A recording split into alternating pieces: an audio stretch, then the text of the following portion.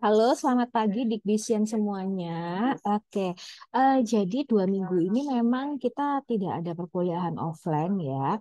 Nanti mungkin teman-teman akan ada video dari Pak Domingo Bayu untuk kelanjutan dari materi yang minggu lalu dan minggu ini. Karena materi minggu lalu dan minggu ini itu nantinya akan ada ini apa gambaran tugas besarnya. Jadi tugas besar yang nanti teman-teman akan jadi final project ya, yang masuk ke dalam nilai UAS ya.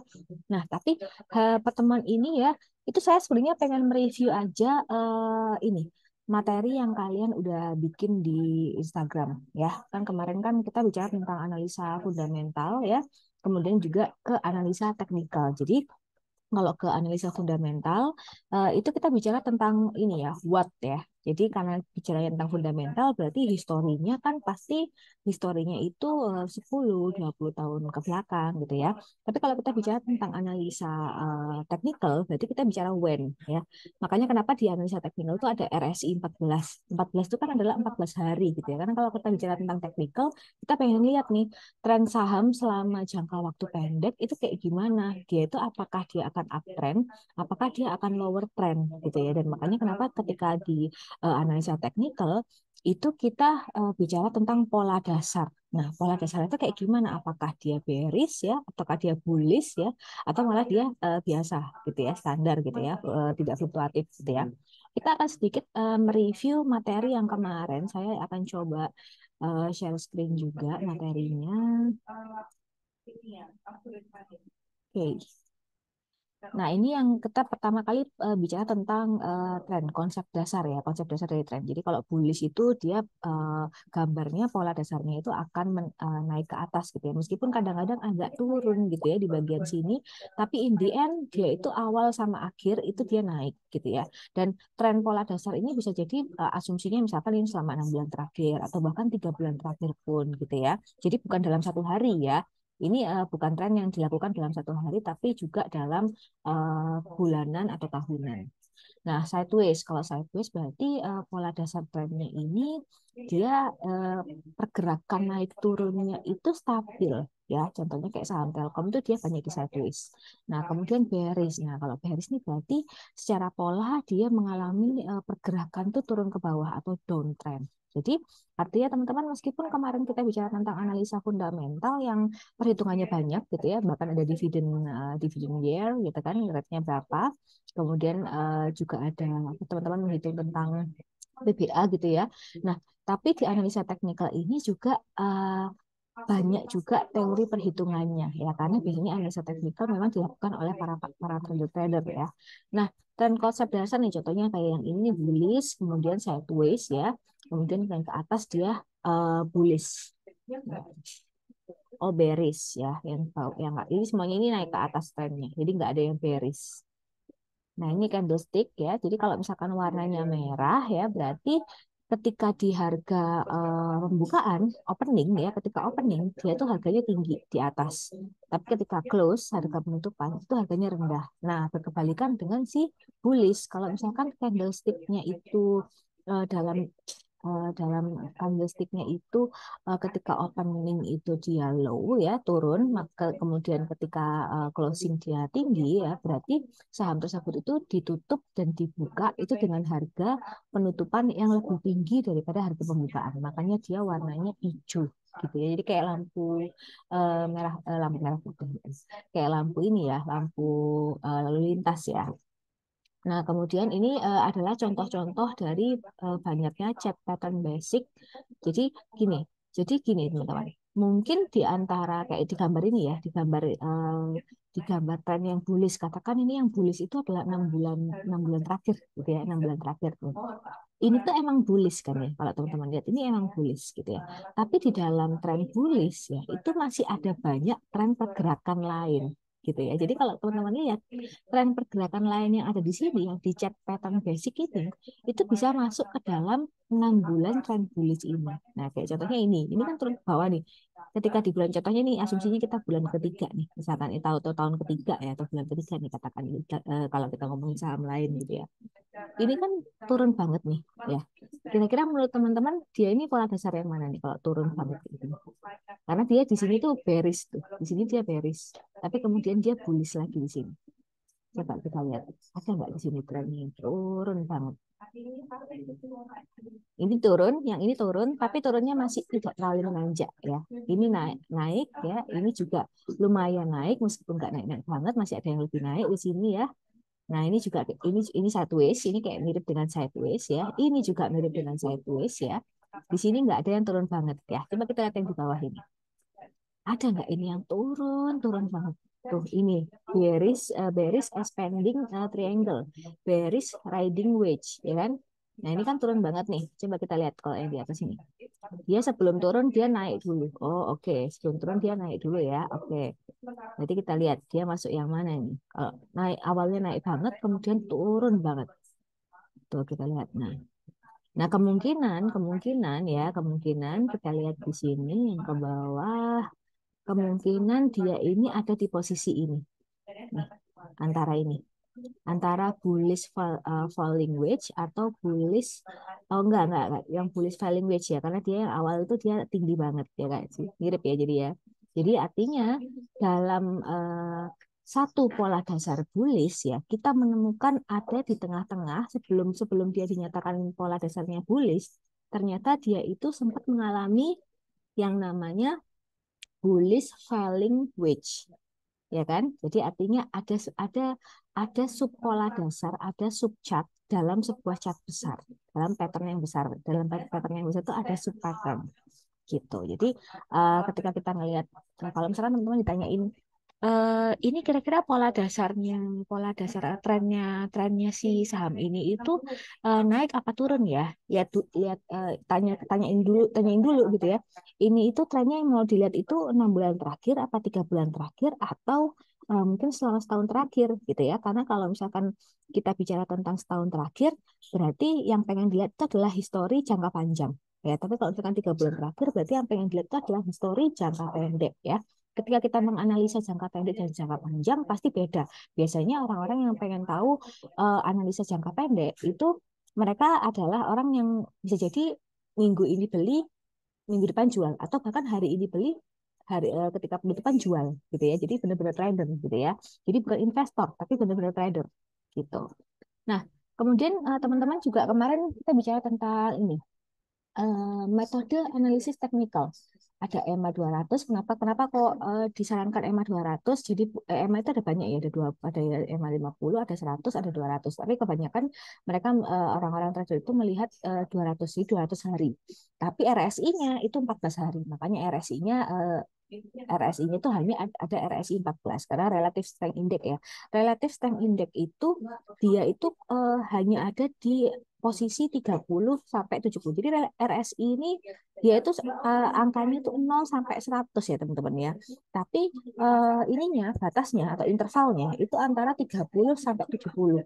Jadi kalau sudah di bawah 30 berarti dia oversold. Kalau udah di atas 70 berarti dia overbought gitu ya. Jadi jenuh beli dan jenuh jual.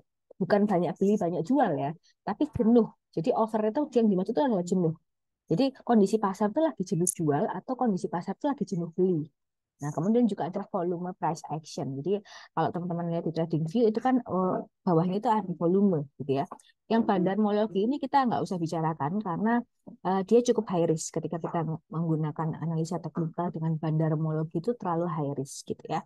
Nah, kita pengen tahu dulu nih, saya akan ulangin lagi nih tentang moving average atau EMA. Sebenarnya kita tuh menghitung EMA itu buat apa sih?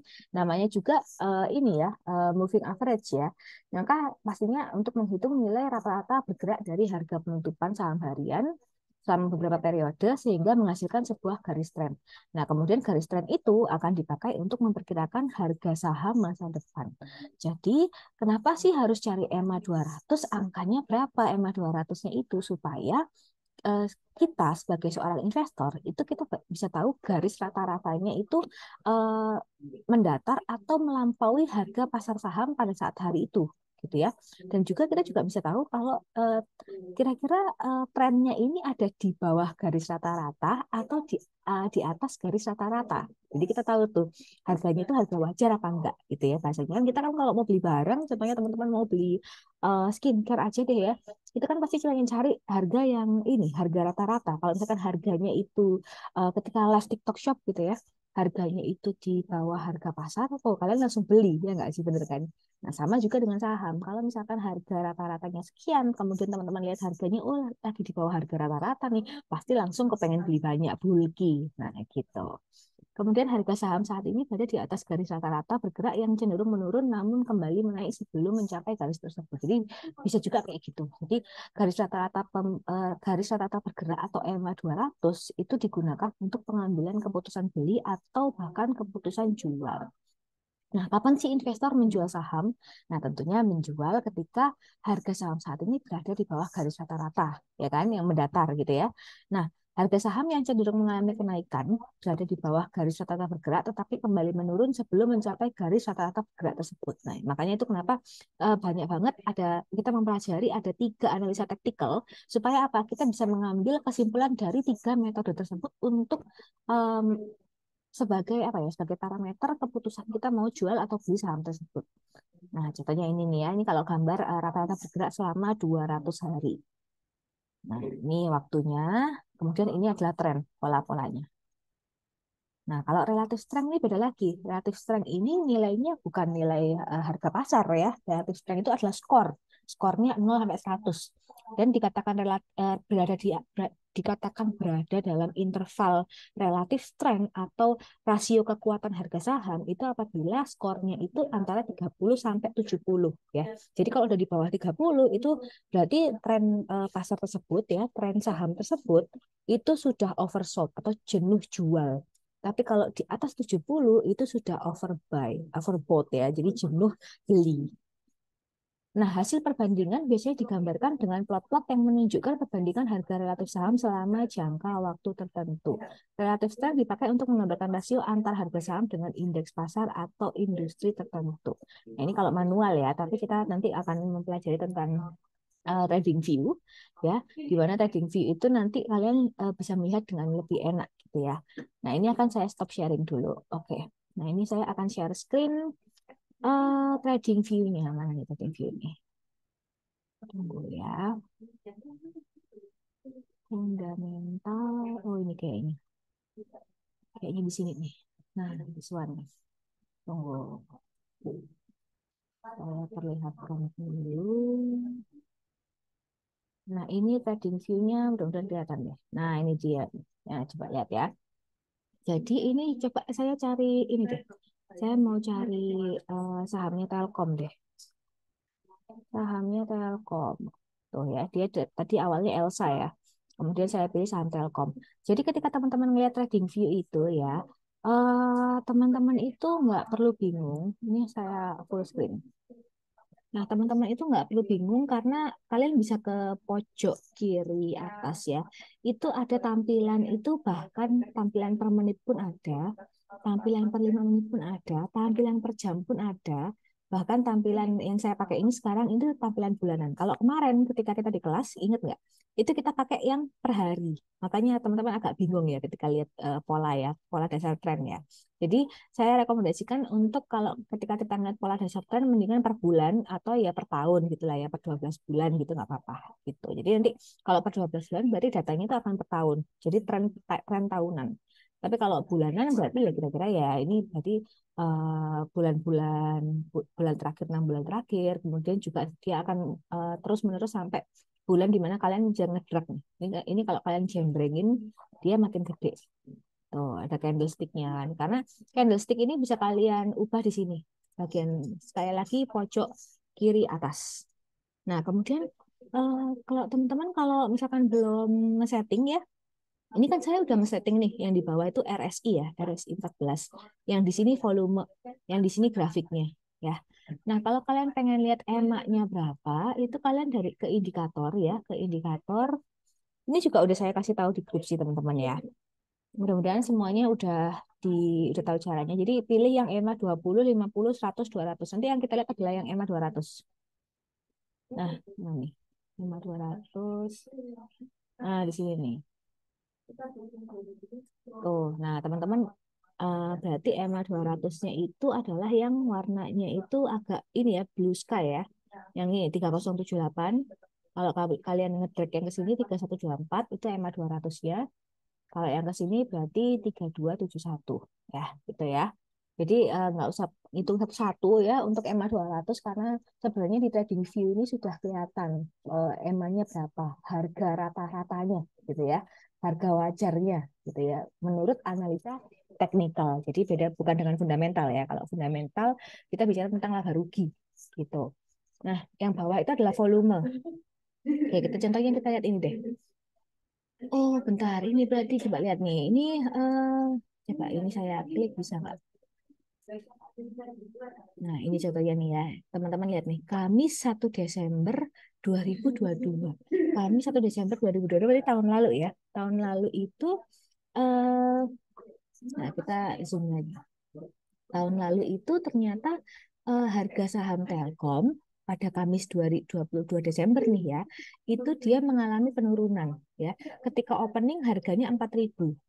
Tapi ketika closing harganya 3.720. Berarti ada kerugian 250. Benar nggak? 250 poin gitu ya. Tapi kemudian, nah ini coba lihat nih.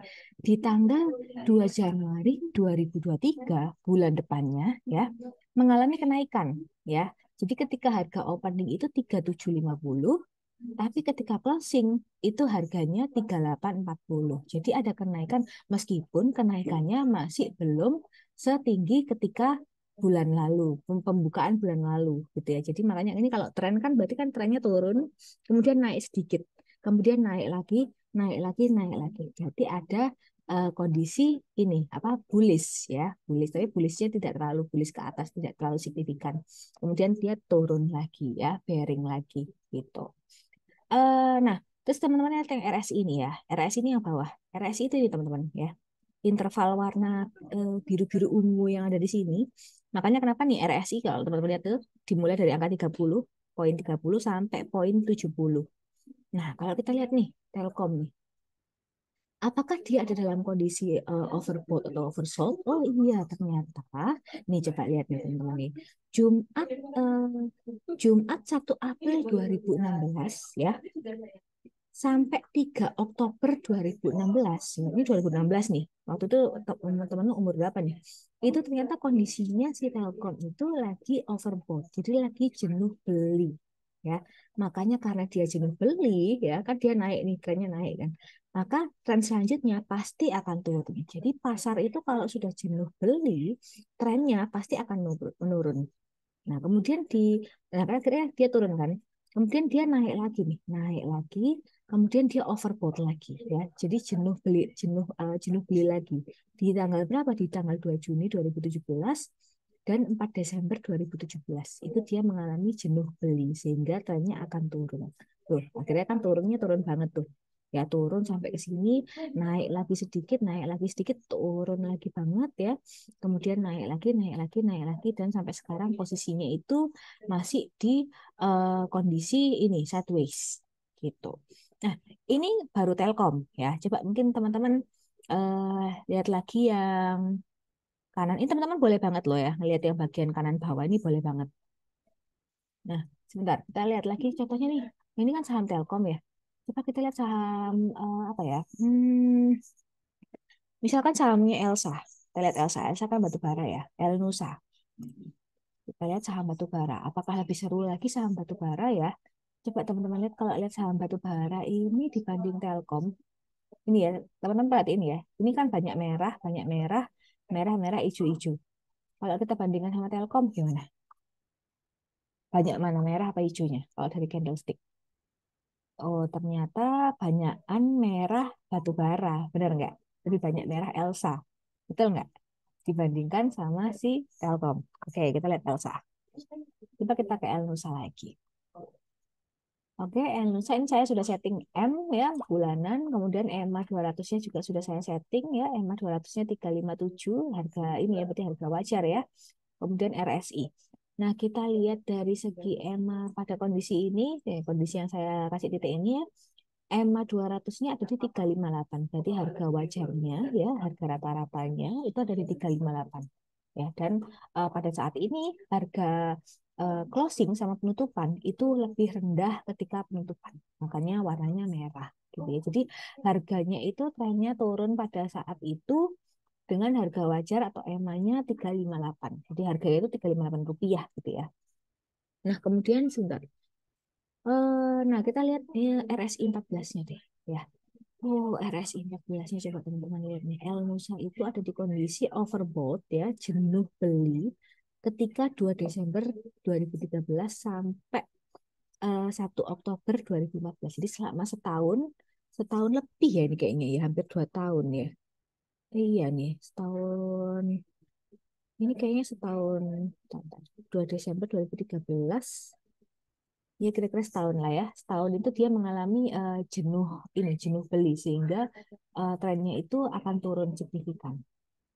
Nah, tapi sudah tidak ada kondisi jenuh beli lagi ya. Bahkan jenuh jenuh jual juga udah nggak ada karena jenuh jual itu di bagian bawah. Ini dia hampir ada di kondisi jenuh jual. Tuh, yang ini. Ini ketika dolar Maret 2020. Oke. Coba sekarang saya pengen lihat Instagram kali ya. Coba kita lihat Instagramnya teman-teman semuanya. Saya mau coba lihat satu-satu apakah sudah oke. Nah, ini coba contohnya nih, analisa teknikal Unilever. Analisa teknikal Unilever. Oke, sesuai ada RSI-nya, EMA-nya juga ada, pola grafik Unilever, oke. Nah, polanya Unilever Indonesia memiliki pola rising wedge pada 8 Februari 2023 hingga 7 Juli 2023. Dikarenakan mengalami penurunan yang lumayan drastis kemudian naik lagi namun tidak terlalu banyak, pada tanggal 1 November 2022 hingga 7 Februari 2023 Unilever berada pada pola sideways. Oke. Nah, pada tanggal 7 Juli berada pada angka 4489 yang menunjukkan bahwa saham lebih layak untuk dijual dibandingkan dengan beli. Ya, ini sudah oke. Artinya teman-teman itu menganalisa EMA 200 itu nggak cuma ngasih angka doang, tapi maksudnya itu apa angka itu? Apakah layak jual, apa layak beli? Nah, nilai berdasarkan RSI 14 berada di angka 45606 yang berarti aset tersebut berada pada posisi netral. Oke, berarti masih masih dalam interval gitu ya maksudnya ya. Nah, kemudian ini contohnya analisa teknikal Bank Mandiri. Nah, ini siapa nih yang bikin Bank Mandiri nih? Kok nggak kelihatan? Orangnya siapa ini? Nanti dikasih nama ya. Nah, grafik saham Bank Mandiri tuh, ini digambarkan ya di sini ya. Jadi dia ini bullish, kemudian ini sideways, benar nggak? Ya. Coba kita lihat secara pola, terdapat 2 pola pada BMRI yaitu sideways yang berarti harga saham itu stabil, kemudian bearish rising wedge yang mana harga saham sini mengalami kenaikan harga, namun setelah jangka waktu tertentu harga saham mengalami penurunan. Beberapa dari grafik BMRI sendiri tidak berpola, namun terdapat grafik yang mengalami bullish dan bearish. Sebenarnya pasti ada polanya, cuman polanya itu kecil-kecil gitu loh. Jadi kayak pola dalam pola, jadi subpola. Jadi misalkan kalau ini tadi katanya bearish ya, bearish itu berarti kan naik ya. Coba kita lihat lagi. Saya mau memastikan kalau bearish itu memang naik ya. Bearish.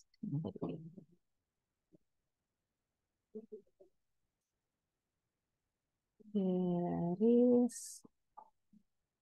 Oke, bearish itu turun ya. Sedangkan bullish itu naik. Oke. Oh, bateraiku habis. Oh, tunggu. Gawat nih. Banget ya, tiba-tiba habis. Oke, kita balik lagi ke yang tadi. Nah, PMRI kita lihat dia kalau dia naik berarti dia harusnya ini nggak sih bullish ya. Harusnya kalau naik ya nggak sih. Kalau bearish kan dia turun. Ya nggak, ini berarti kayaknya ada sedikit kesalahan tulis ya. Ini enggak. Nah, kemudian ya EMA 200 nih, harga saham BMRI pada kedua kotak pada grafis tepatnya pada Juli 2022 dan Juli 2023. Namun sejauh ini harga saham BMRI mengalami uptrend yang mana harga saham selalu meningkat secara signifikan. Ya, oke, benar sesuai. Kemudian RSI 14 berdasarkan analisis RSI 14 pada bulan Juli 2022 hingga Juli 2023, nilai relatif BMRI berada pada 64. Yang berarti nilai relatif BMRI bisa dinilai masih netral, masih oke ya, relatif strength atau kekuatan sahamnya itu masih oke. Namun pada bulan September, Oktober, November 2022 BMRI mengalami overbought.